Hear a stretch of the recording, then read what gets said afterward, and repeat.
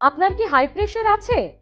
High pressure যাদের আছে তাদের স্ট্রোক ও হার্ট অ্যাটাক এই দুটোর মধ্যে কোনো একটা কি হবেই। যাদেরই হাই প্রেশার আছে তাদেরই কি এটা হওয়ার ঝুঁকি থাকে? না, কিন্তু কাদের থাকে এটা বুঝতে হবে। কি কি দেখে বুঝবেন স্ট্রোক হতে পারে? বা আরেকটু যদি ভালোভাবে বলি, হার্ট অ্যাটাক এবং স্ট্রোক এই দুটো হওয়ার 2-3 মাস আগে থেকে নাকি শরীর জানান দেয় এমন বিপদ হতে পারে, কিন্তু আমরা সেই সিমটমস বা লক্ষণগুলো জানি না, ইগনোর করি। অবশেষে একটা বিপদ ঘটে। সেই লক্ষণ, উপসর্গ বা সিমটমসগুলো কি কি যা হার্ট অ্যাটাক ও স্ট্রোক হওয়ার অনেক আগে থেকে আমাদের শরীর বোঝায়, সেগুলো জানাবো আপনাদের। অতিরিক্ত হাঁপিয়ে যাওয়া এটা কিন্তু একটা বড় বিপদের লক্ষণ, তাই একদম অবহেলা করবেন না। কি বিপদ হতে পারে আপনার জানাবো। অল্প বয়সেই কেন হার্ট অ্যাটাক বাড়ছে বলুন তো? এই যেমন কেউ রাস্তায় হাঁটছেন, হার্ট অ্যাটাক হয়ে যাচ্ছে হঠাৎ। কেউ জিম করছেন, হঠাৎ হার্ট অ্যাটাক হয়ে যাচ্ছে। এমনকি অফিসে বসে কাজ করছে, তাদের কারো কারো হার্ট অ্যাটাকের খবর পাওয়া যাচ্ছে। কিন্তু এটা কেন? কম বয়সীদের মধ্যে হার্ট অ্যাটাকের এই ঝুঁকি বা হার্ট অ্যাটাক হওয়ার মতো সমস্যা কেন বাড়ছে? সঙ্গে হঠাৎ হার্ট অ্যাটাক, মানে আগে থেকে কোনো সিমটমস নেই, বুকে ব্যথা নেই, মাথা ঘোরা নেই, হাঁপিয়ে যাওয়া নেই, কিচ্ছু সিমটমস নেই, কিন্তু সাডেন ম্যাসিভ হার্ট অ্যাটাক কেন হচ্ছে? কিভাবে সচেতন থাকবো আমরা? কাদের হওয়ার ঝুঁকি বেশি? হ্যাঁ, এসব কিছুই জানাবো। জানাবেন MD internal medicine doctor Arkadeep বিশ্বাস। শুনুন তার পরামর্শ। আচ্ছা, এই আবার একটা ধারণা আমাদের মধ্যে সবারই আছে যে এই হাইপারটেনশন বা high BP, high blood pressure এটা স্ট্রোকের কারণ। মানে এটা যাদের থাকবে তাদের কখনো না কখনো, বা সেটা যদি খুব আনলিমিটেড হয়ে যায় তাহলে স্ট্রোক হতে পারে। তো স্ট্রোক কি শুধু হাই প্রেশারের জন্যই হয়? আমার তো মনে হয় স্ট্রোক জিনিসটা কি সেটা বেশিরভাগ মানুষ বোঝেন না। দেখবেন একটা কথা খুব লোকে বলে, স্ট্রোক হার্টের স্ট্রোক, ব্রেনের স্ট্রোক। প্রথম কথা, স্ট্রোক জিনিসটা শুধু ব্রেনেরই হয়, এটা প্রথম কথা। হার্টের স্ট্রোক বলে কিছু হয় না। হার্টে যেটা হয় ওটা heart attack. Stroke it's completely a term for brain, মস্তিষ্কের জন্যই স্ট্রোক। তো স্ট্রোক ব্যাপারটা কি? স্ট্রোক ব্যাপারটা হচ্ছে আমাদের ব্রেনের তো রক্ত দরকার, তো ব্রেনের মধ্যে রক্ত যাচ্ছে, তো এই পাইপলাইনের মধ্যে দিয়ে রক্ত যাচ্ছে, তো এবং এই পাইপলাইনগুলো গিয়ে তারপরে পাইপলাইনগুলো অবভিয়াসলি প্রচুর ভাগে ভাগ হয়ে গিয়ে ব্রেনের সমস্ত অংশকে রক্ত দিচ্ছে। এইবার যদি কোনো একটা পাইপলাইনে কোনো একটা সমস্যা হয় যার জন্য ব্রেনের কোনো একটা অংশে রক্ত যদি না পৌঁছায়, তাহলে ব্রেনের সেই জায়গাটার কাজ করতে পারছে না, এটাকেই আমরা স্ট্রোক বলি। তাহলে স্ট্রোক মানে হচ্ছে ব্রেনের কোনো একটা জায়গায় রক্ত পাচ্ছে না। কেন রক্ত পাচ্ছে না? কারণ যে পাইপটা দিয়ে ওই জায়গাটাতে রক্ত যাচ্ছিল সেই পাইপে গন্ডগোল হয়েছে। এখন গন্ডগোলটা কি হতে পারে? দেখুন, দুটোই গন্ডগোল হতে পারে। একটা জলের পাইপে আপনি কলটা খুললেন, জলটা পড়ছে না, তার দুটোই কারণ হতে পারে। এক, পাইপের মধ্যে কোথাও ব্লকেজ হয়েছে, অথবা পাইপ কোথাও ফেটে গেছে। আর তো কোনো কারণ নেই। পাইপ ব্লকেজ কেন হবে? অবভিয়াসলি আপনার লাইফস্টাইল খারাপ, আপনার সুগার আছে, আপনার লিপিড প্রোফাইল খারাপ, তো আপনার চর্বি জমেছে, নোংরা জমেছে, পাইপ ব্লক হয়ে গেছে। তাহলে এইগুলো যদি হয় তাহলে আপনার স্ট্রোক হতে পারে। আর দ্বিতীয় কারণ, পাইপ ফেটে গেছে। কিন্তু পাইপ ফাটবে কেন? যদি জলের চাপ বেড়ে যায়, দ্যাট ইজ এই হাইপার টেনশন যদি হয়, অতিরিক্ত প্রেশার যদি থাকে, তাহলে পাইপ কখনো ফাটতে পারে এবং সেখান থেকেও স্ট্রোক হতে পারে। তাহলে স্ট্রোকের এই দু রকম কারণই হতে পারে। একটা কারণ যেরকম অনিয়ন্ত্রিত ব্লাড প্রেশার, যার জন্য পাইপ ফেটে যাবে এবং আপনার ব্রেন রক্ত পাবে না, স্ট্রোক হবে।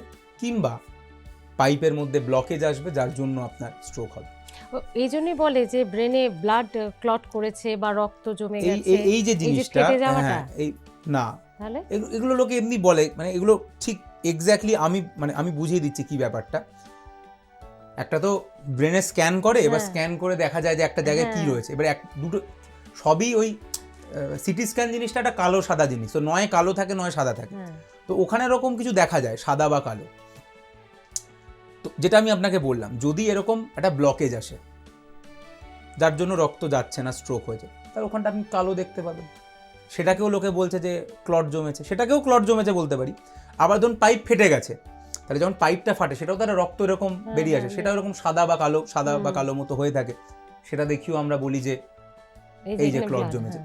ক্লট জমাটা কথাটা দুটো ক্ষেত্রেই লোকে ইউজ করতে পারে, কিন্তু আমি আপনাকে বললাম যে স্ট্রোক মানে হচ্ছে, মোদ্দা কথা হচ্ছে নোংরা জমলে সেটাও নোংরা জমেছে, এটা কিছু জমেছে, কিংবা যদি বাস্ট করে তাহলেও বাস্ট করেছে, তার জন্য রক্ত ছড়িয়ে পড়েছে।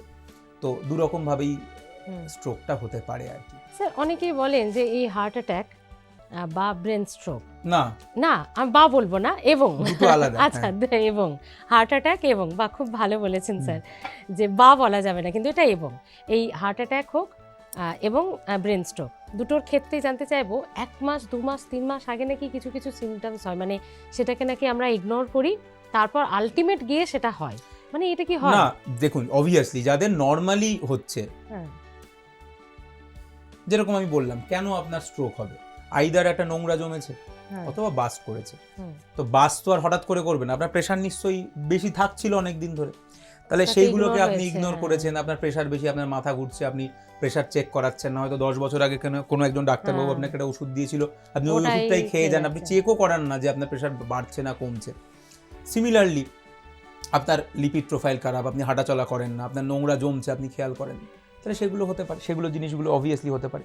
হার্ট অ্যাটাক জিনিসটা যেটা আপনি বললেন, হার্ট অ্যাটাক আর স্ট্রোক কিন্তু একই রকম, জিনিসটা একই রকম। স্ট্রোক যেরকম বললাম যে ব্রেন রক্ত পাচ্ছে, মানে ব্রেনের একটা অংশ রক্ত পাচ্ছে না, হার্ট অ্যাটাক হচ্ছে হার্টের একটা অংশ রক্ত পাচ্ছে না, মানে জিনিসটা সেম।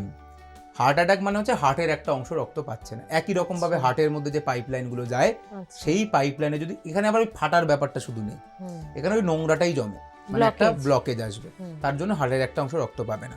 তো যখনই ব্লকেজটা শুরুর দিকে আসবে এবং রক্তটা প্রথমে, তো দেখুন হঠাৎ করে কি রক্ত যাওয়াটা একদিন বন্ধ হয়ে যাবে, সেটাও হতে পারে, সেটাই আমি আসছি।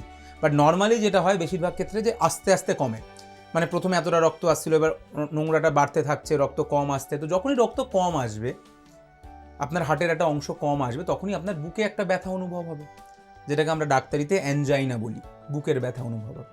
যখন বুকে ব্যথা হচ্ছে এবং তার কিন্তু আরও সিমটম আসবে, মানে সে আগে হয়তো 1 তলা সিঁড়ি উঠে পড়তো, এখন তার 1 তলা সিঁড়ি উঠতে গেলে তার 2-3টে ধাপ উঠলেই তার হাঁপ লাগছে, কিংবা আগে হয়তো সে, এটার অনেক ধাপ আছে, মানে ধরুন একজন, দেখুন আমরা সবাই যদি এখন দৌড়াই আমার তো হাঁপ লাগবে, কিন্তু সে দেখতো সে এখন হাঁটতে গেলেও তার হাঁপ লাগছে, কিংবা সাধারণ সে কাজ করছে, রান্না করছে বা এইগুলোতেও তার হাঁপ লাগছে, সেগুলো একটা সমস্যা ইন্ডিকেট করে। এবং এটার এক্সট্রিম সিচুয়েশন হচ্ছে এবার তার শুয়ে শুয়েও কারোর হাঁপ লাগছে, তার মানে ধরো এক্সট্রিম সিচুয়েশনে চলে গেছে, মানে এই হাঁপ ধরাটার অনেকগুলো ধাপ রয়েছে। মানে এইটাই হচ্ছে আপনার হার্ট অ্যাটাকের আগের লক্ষণ, যে নর্মালের থেকে বেশি কাজ করাতে হাঁপ লাগে, নর্মাল কাজ করাতে হাঁপ লাগে, শুয়ে থাকতেও হাঁপ লাগছে, এইগুলো হচ্ছে ধাপ বাই ধাপে করছে। এবং এরকম ভাবে একদিন হঠাৎ করে তারপরে হার্ট অ্যাটাক হলো, তাহলে তার আগেই আপনার ডাক্তারবাবুকে দেখানো উচিত। তার মানে শরীর জানান দেয়, শরীর জানান দেয়, কিন্তু নাও দিতে পারে। সেই জন্যই আপনি দেখবেন যে অনেক ইয়ং ছেলে মেয়ে, হ্যাঁ একদম, রেল স্টেশনে বসে আছে, হঠাৎ করে বুকে ব্যথা, হার্ট অ্যাটাক, জিম করে, জিমে ট্রেডমিল থেকে বেরিয়েছে, নর্মাল পুরো ফিট চেহারা, হার্ট অ্যাটাক। কি করে এটা হচ্ছে? তার কারণ আমি আপনাকে যেটা বললাম, যে হার্ট অ্যাটাকটা কেন হচ্ছে, কারণ হার্টকে যে পাইপটা রক্ত দিচ্ছে, সেই পাইপটার মধ্যে ব্লকেজ এসছে, যেটা আপনি আমাকে বললেন, মানে আমি বললাম। অ্যাকচুয়ালি ধরুন এটা একটা পাইপ, এবার এর মধ্যে নোংরা জমছে, তো নোংরা জমতে জমতে জমতে জমতে ধরুন অনেকটা জমে গেছে, কিন্তু ওপরে একটু ফাঁকা, ওখান থেকে রক্তটা চলে যাচ্ছে। এটা যেদিন পুরোটা জমে যাবে সেদিন হার্ট অ্যাটাক হবে। কমতে থাকছে, ওর হাঁপ লাগছে, বুকে ব্যথা হচ্ছে, ও ডাক্তার দেখালো, ডাক্তার ওষুধ দিল, এটা বড় হয়ে গেল, আবার রক্ত নর্মাল যাওয়া শুরু করলো, কিংবা অ্যানজিওপ্লাস্টি করলো, কিছু করলো, বাইপাস করলো, বহু কিছু আছে। একটা 25 বছরের ছেলে, যার নোংরা এইটুকু জমেছে মাত্র, ওপরে পুরোটা ফাঁকা, পুরো ফাঁকা, রক্ত দিব্যি যাচ্ছে, সে বসে আছে, জিম করছে, হঠাৎ কিছু একটা ঘটলো যার জন্য এই যেটুকু নোংরা আছে এটা বাস্ট করলো। যখন এটা বাস্ট করে, এই পুরো নোংরাটা ছড়িয়ে ছিটিয়ে পুরো রাস্তাটাকে হঠাৎ করে ব্লক করে দিল, হঠাৎ ব্লক করে দিল, হঠাৎ রক্ত যাওয়াটা বন্ধ হয়ে গেল, হঠাৎ ও বুকে ব্যথা অনুভব করলো, হঠাৎ পড়ে গেল, হঠাৎ হঠাৎ মৃত্যু। তার মানে হয়তো একজন 80 বছরের বয়স্ক লোক, যার 90% নোংরা জমে ব্লক হয়ে গেছে, কিন্তু ওপরের একটু খালি, ওখান থেকে রক্ত চলে যাচ্ছে। আর একজন 22 বছরের ছেলে, যার হয়তো মাত্র 5% জমেছিল, ওপরে 95% খালি ছিল, কিন্তু হঠাৎ করে একদিন এটা বাস্ট করলো, পুরোটা রাস্তা বাস্ট মানে ছড়িয়ে পড়লো নোংরাটা, এবং রাস্তাটাকে বন্ধ করে দিল, হঠাৎ রক্ত যাওয়া বন্ধ হয়ে গেল, হঠাৎ বুকে ব্যথা অনুভব হলো, হঠাৎ পড়ে গেল, হার্ট অ্যাটাক। ওটাকেই কি আমরা সাধারণ মানুষরা ওই ম্যাসিভ হার্ট অ্যাটাক বলি? ম্যাসিভ সবই, ম্যাসিভ ওরকম কিছু না, তো এটা হার্ট অ্যাটাক, এবং এটা হঠাৎ করে হতে পারে, এবং এটা যদি হয় তাহলে হঠাৎ করে মৃত্যু হতে পারে। এবার এরপরেই মানুষ খুব কমনলি যে প্রশ্নটা করতে পারে যে এই বাস্ট করাটা কেন হচ্ছে তাহলে ওটা কেন বা আটকাবো কি করে, এর উত্তর কেউ জানে না। যে কোনো দিন যে কোনো কারুর যখন তখন বাস্ট করতে পারে, যে কোনো মানুষের যখন তখন বাস্ট করতে পারে, তবে এটা খুব একটা মানে কমন নয়। আচ্ছা, এর পিছনে হয়তো জেনেটিক কিছু কারণ থাকতে পারে, এগুলো অনেক কারণ থাকতে পারে, কিংবা কি কারণ এখনো না কেউ খুব একটা বার করে উঠতে পারেনি যে কবে ওই ক্লট বাস্ট করবে। আচ্ছা, ওই আবর্জনা নোংরাটাই কি কোলেস্টেরল? কোলেস্টেরল, বাজে লাইফস্টাইল, ক্যালসিয়াম, এগুলো সব জমতে থাকে আর কি। তো ক্যালসিয়াম তো ভালো, মানে না মানে ক্যালসিয়াম ভালো, কিন্তু ক্যালসিয়ামই ওইগুলোকে করায় আর কি। কিন্তু অবভিয়াসলি ভালো তো সবই, সে তো ফ্যাটও অনেক ভালো ফ্যাটও আছে, চর্বি তো আপনার শরীরে দরকার। আমাদের যে প্রতিটা শরীরের কোষগুলো মানে কোষ তৈরি হবে না যদি ফ্যাট না থাকে। সবই ভালো, সবই তার খারাপ কিছু ইউজ আছে, সেগুলো আলাদা কথা। তো ওইখানে ওই মানে লিমিট অবধি সবটা ভালো, তার বেশি হলেই সেটা খারাপ না। তার মানে এরকম না যে ক্যালসিয়াম আপনি খাবেন না, মানে আমি বলছি ওগুলো সব মিলে টিলে আর কি তৈরি করে ওরা।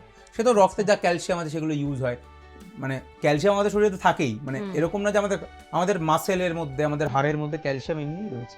আচ্ছা, দেখলেন তো কত কঠিন বিষয়টা কত সহজ করে বোঝালেন তিনি। কি ভাবে আমাদের সচেতন থাকতে হবে পুরোটাই বুঝিয়ে দিলেন। কি উপসর্গ, কি সিমটমস একেবারেই ইগনোর নয় বন্ধুরা, সেগুলো কিন্তু মেনে চলবেন। কেমন লাগছে হেলথ প্লাস জানাতে ভুলবেন না। ভালো থাকুন, সুস্থ থাকতে সঙ্গে রাখুন হেলথ প্লাস।